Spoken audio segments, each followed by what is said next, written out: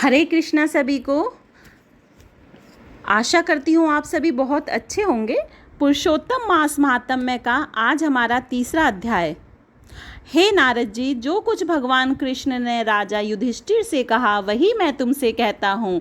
एक समय धर्मराज युधिष्ठिर जुए में दुर्योधन से सब कुछ हार गए तो द्रौपदी को बालों से पकड़कर दुष्ट दुशासन ने खींचा और वस्त्र भी पकड़कर खींचे तो कृष्ण भगवान ने रक्षा की।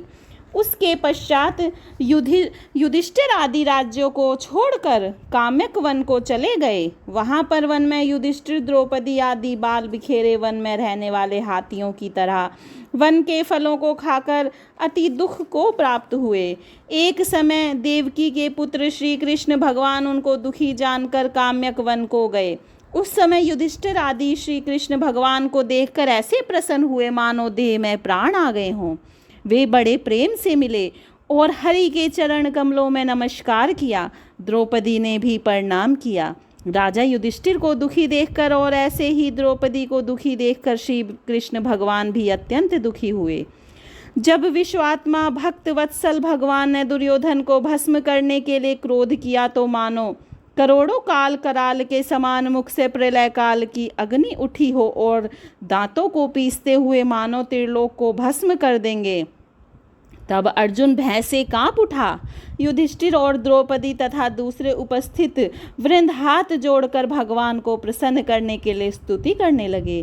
अर्जुन कहने लगे, हे कृष्ण, हे जगन्नाथ, हे नाथ, मैं जगत से बाहर नहीं हूँ, फिर आप मेरी रक्षा क्यों नहीं करते? आप तो सारे जगत की रक्षा करने वाले हो। जिनके नेत्र बंद करने से ब्रह्मा का पतन हो जाता है, जिनके क्रोध से सारे विश्व का नाश हो जाता है, कोई भी जीवित नहीं रह सकता। हे जगतपते, इस संहार करने वाले क्रोध को दूर कीजिए। आपके क्रोध से संसार में प्रलय हो जाएगी। भगवान कहने लगे कि हे नारद जी, अर्जुन इस प्रकार कहकर हाथ जोड़कर श्री कृष्ण भगवान को नमस्कार करने लगे। तब श्री कृष्ण भगवान अर्जुन के इस प्रकार स्तुति वचन सुनकर शीतल हो गए। फिर प्रेम से व्याकुल होकर युधिष्ठिर आदि श्री भगवान को बारंबार नमस्कार करने लगे।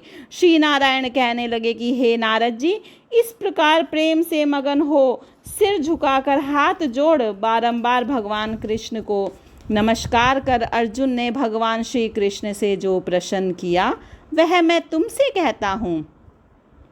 हरि भगवान यह सब सुनकर पांडवों के हितकारक वचन कहने लगे। कृष्ण कहने लगे, हे अर्जुन, मेरे वचनों को सुनो और आपने जो अपूर्व प्रश्न किया है इस समय मैं इसका उत्तर देने का समर्थ नहीं। यह गुप्त प्रश्न ऋषियों को भी कठिन है, तो भी हे अर्जुन, मैं तुम्हारी मित्रता और भक्ति से प्रसन्न होकर अत्यंत कठिन उत्तर को कम से कहता हूँ, सुनो। हे अर्जुन, एक समय में संयोगवश अधिक मास आया। उसको सब असहाय, निंदक, अपूज्य, मल मास और नवी की संक्रांति से वर्जित ऐसा कहते हैं। मल मास होने से स्पर्श करने योग्य नहीं है, सब कर्मों में निंदित है।